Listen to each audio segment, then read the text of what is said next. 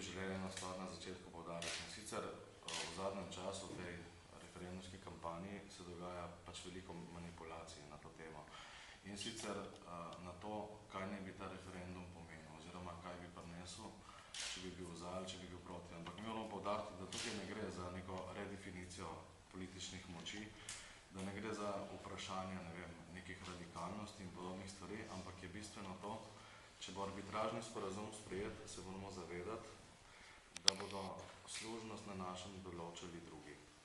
Zato je bistveno, da se vse slovenske mladenke in mladeniči udržijo tega referenduma in so pač jasno proti. Zaradi tega, da se lahko začnemo sploh pogovarjati o meji in seveda tudi na področju bivše Jugoslavije, ker je veliko stvari tukaj odprtih, ki jih je treba doreči.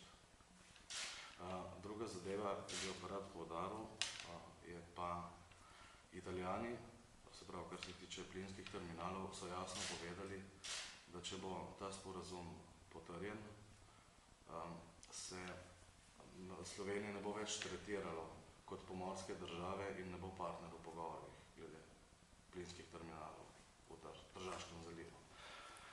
Tako da moramo biti tudi z tega vidika proti, ker nam pač že druga soseda kaže, da bomo izgubili določen del suverenosti in določen del udejstvovanja v postopkih, ki se tičejo terminalov in seveda tudi kakšne ostale stvari odprle.